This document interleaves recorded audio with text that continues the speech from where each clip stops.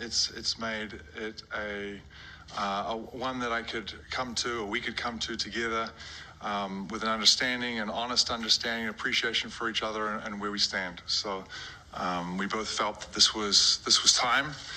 It was certainly trending in that way, and to be quite frank, the team was not doing what it was supposed to be doing. You know, we've fallen from our goals, of meeting our goals, and it was time now, because we still have lofty aspirations of where we need to get to. So with that said, we wish Steve and Leela all the best and commend him for everything he's done. And I will also state that just his humility and his leadership throughout his entire time has been something that we've all learned from. You know, his fingerprints will be all over this organization for many, many years to come. So, you know, I thank him and his whole family for that. So. Questions, Brian? Sean, considering that long-standing relationship, how much input did you solicit from the players, particularly your stars like Kevin and Kyrie, in making this decision? And what changed, I guess, in 7 games from training camp to now?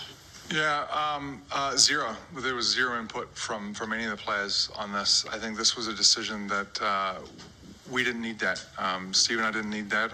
Obviously, I've talked to Joe about this, but the players were not consulted. They were told ahead of time that this was the direction we were going to today, but I don't think we needed that, that input right now.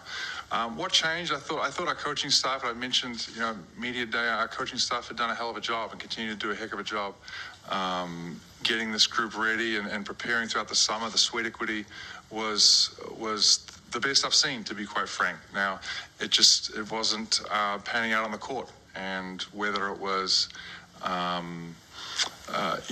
voice in the locker room, a change needed. I can list the distractions, and I don't want to get in there because I know how competitive Steve is. And I think if I sat here and listed one by one all the things that he had to go through over his tenure here, I'd be doing him a disservice, because he doesn't want an excuse. That's not who he is. So he has certainly not had an even playing field, over two and a bit years here, and for that, I certainly feel definitely some responsibility, because this does not fall on him. I mean, I take a great deal of responsibility in creating the roster, hiring staff, bringing people in, whether that's free agency or draft and what have you. So it's completely unfair to state the fact of where we are as a team and as an organization purely on Steve. Sean, you talked about it being a mutual decision. Did one bring the idea up to the other at first? And just how long have these conversations been going on leading up to today? I think that was probably the unique thing with Steve and I is we talked daily, if not hourly, on a variety of different topics, subjects all the time. Enjoyed the conversations. I learned a ton from him. He's an incredibly intelligent man, and has a great feel and a great poise. His character is impeccable.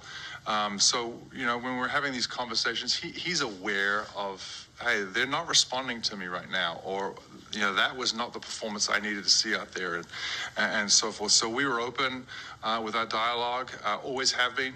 And so, over the course of, the last week, 10 days, we've just been talking, and I think it came to a head. Sean, there are multiple media reports that you've already determined who your next head coach is. Have you? No, absolutely not. No. What are expectations that you will be looking for in a replacement that you did not get in the first couple weeks of the season? I think when I look at the group of guys out there, I'd love to see them competing at the highest level. I mean, we saw games this year where I'll be honest, I don't think we brought it, and I'm not going to sugarcoat it. There were times where, whether it was a quarter was taken off, a half was taken off, a game was taken off, we didn't compete. And it's not just the players. I think it's all of us. I talk about being a competitive organization, a competitive environment. That falls on all of us, and we've all got to bring that. So, the candidates that we're looking for are going to be bringing that. That's going to be one of their attributes: competitive and having a voice and being able to hold guys accountable. The same things we've mentioned, over the course of the last few years. That's what we want to do. The franchise has long preached the importance of culture and accountability. When you are making the decision about your new head coach, how much will you factor in those things? Whenever you're bringing anybody in here, it doesn't matter if it's a new head coach or whether it's an intern. It doesn't matter. You're doing your due diligence on everybody's background. You're looking at past relationships, prior relationships, current relationships, you name it, to make sure that you're bringing in the right people at the right time for the right job. Hey, Sean. There are a lot of people, us included, have said you've sent it in already on Ime Udoka.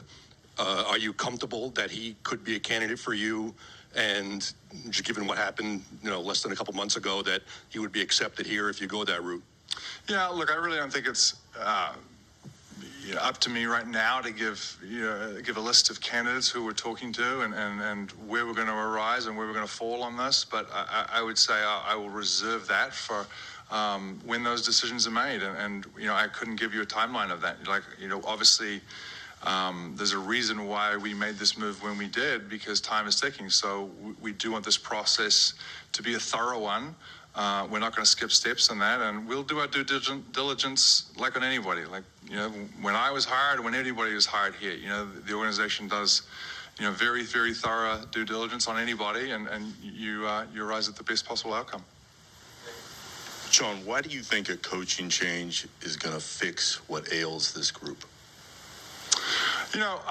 I don't know that it fixes everything. I have no idea. I mean, I think what you're looking for is a leader. We're looking for that for our group. We're looking for somebody to have poise, charisma, accountability.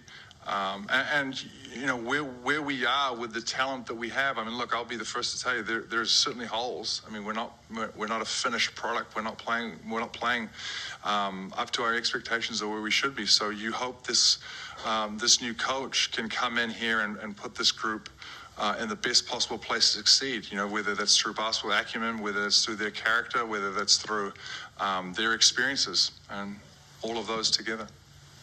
Also, what do you say to fans right now who don't want to cheer for the team, given the way the organization has handled a variety of different issues, including the Kyrie situation the last few days?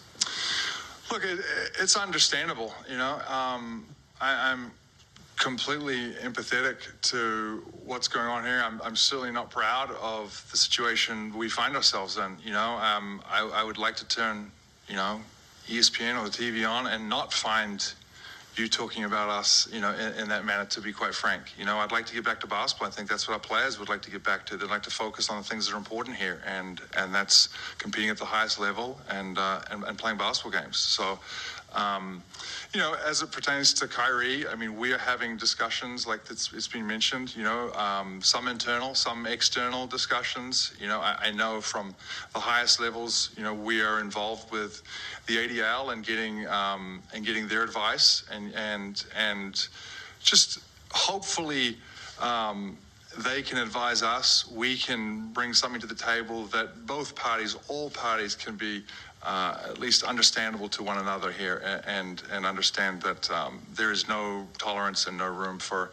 any hate speech, any anti-Semitic remarks whatsoever, whether it's in this organization or any organization for that matter. Understand there is precedent in the league for players being fined or punished for hate speech.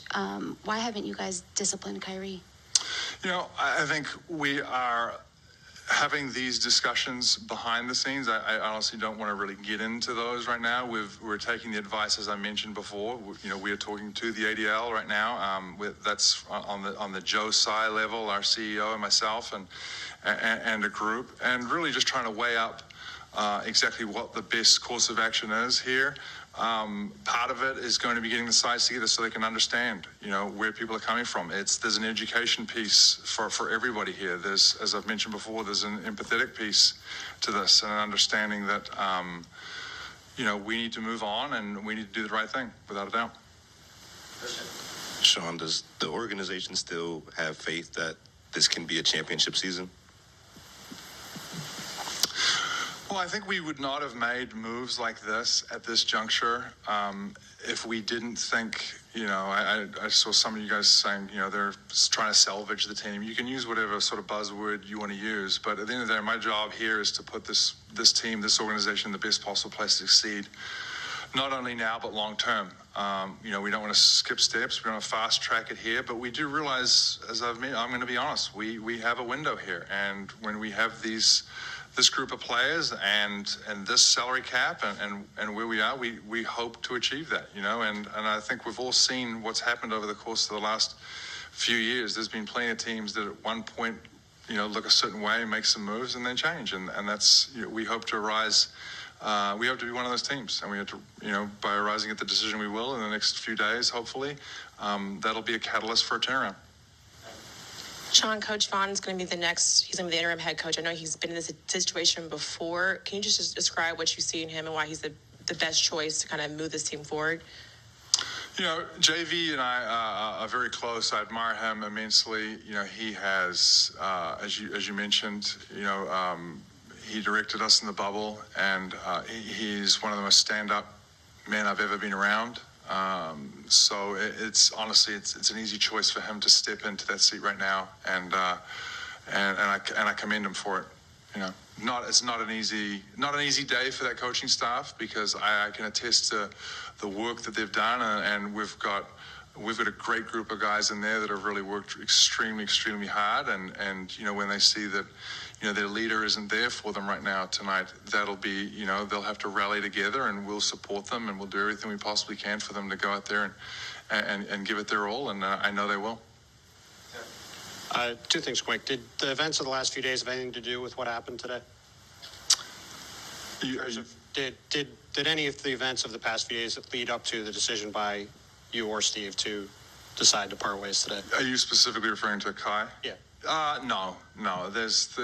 We try and separate the two things. I think that's a good question, and it's easy to sort of lump it all in. But I think for where we're at, we're trying to separate, the basketball side of things and what's best for this team moving on, and address that. And then again, not to sugarcoat it, we need to address, the other pieces to not only this, the organization, but just honestly, how can we be a catalyst for what's going on in the world? How can we help here? How can we, whether it's through education, or whatever we're doing. But I think there's a piece to that hopefully the Brooklyn Nets can be, and BSC Global can be a part of. And understanding that Joe is working with the ADL, I know he has a prior relationship with them also.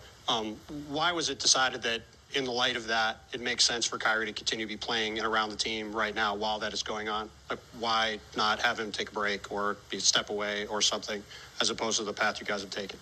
I think, we've tried to do a little bit of both, to be honest. Like, by keeping him, he did not do media last night. He's not going to do media tonight. And at some point he will come up here and do media again. But I think at this point it's we don't want to cause, more fuss right now, with more interaction with people. Like, let's let him simmer down, and let's let this whole, let's let cooler minds prevail. And I think we need to go out and become, educate ourselves, educate the whole group, and get some direction, seek from the experts, and the experts is, one of them is certainly the ADL. Hey, Sean, two things. The conversations with the ADL, is Kyrie taking part in those? I don't want to get into who and how and when these conversations are happening. They're ongoing. I think at the right point and the right time. Kai can address these for himself, and our group will as well. And the reason he won't be talking to us tonight, you said, so there's no fuss, is that because it's a distraction for basketball-wise, or is that because he doesn't want to answer more questions about this issue?